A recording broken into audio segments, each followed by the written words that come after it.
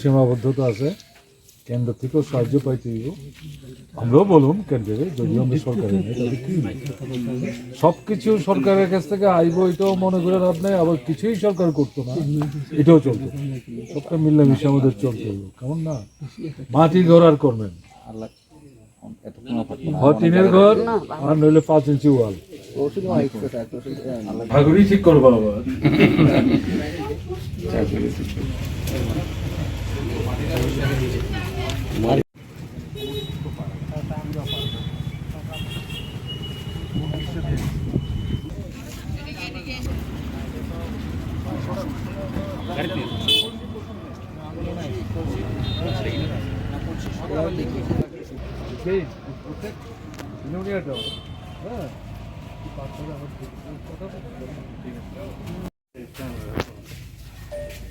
ঘরে মানুষ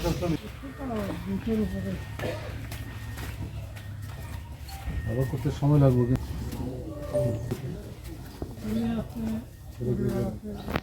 এটা 2 ঘর, এটা হয়তো ছোট ভাই বাড়িতে যাওয়া সম্ভব না। ঠিক আছে, খাওয়া দাওয়া হয়েছে না দুপুরে? আপনাদের বাড়িতে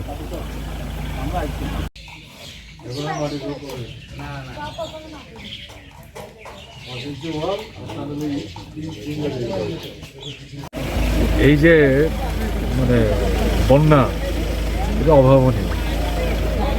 নূতন প্রজন্মের যারা, তাদের তো এই অভিজ্ঞতা নাই। 83-তে যেটা হয়েছিল তারপর এটা, এবং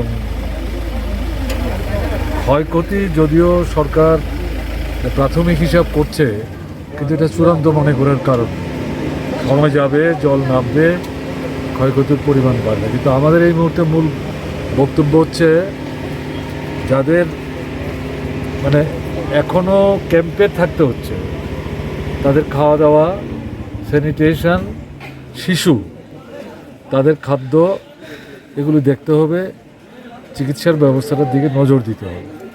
যাদের বাড়িঘর ভেঙে গেছে, এই যে এই পাড়াটা ঘুরলাম আমি, তাতেও প্রায় সব বাড়িতেই 1-2টা করে মাটির ঘর সমস্ত ভেঙে পড়ে গেছে, টিনের ঘরও ভেঙে পড়েছে, কেমন না?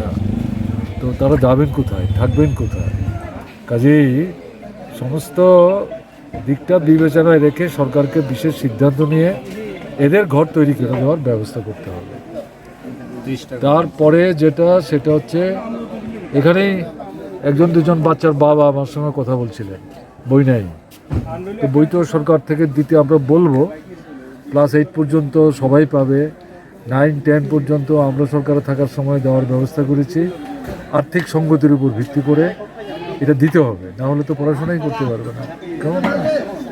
এই আর যারা অসুস্থ হয়েছেন এই বন্যার কারণে, তাদেরকে হাসপাতালে রেখে চিকিৎসার দায়িত্ব সরকারকে নিতে হবে। যারা মারা গেছে, আমি শুনলাম এখানে হার্ট ফেল করেছেন, যাই হোক, এই পরিবারে যদি উপার্জন করার আর কোনো লোক না থাকে, অথচ উপার্জনশীল লোক আছেন, তাদেরকে সরকার থেকে আয় উপার্জনের একটা নিশ্চিত ব্যবস্থা করতে হবে, নাহলে তো হবে না।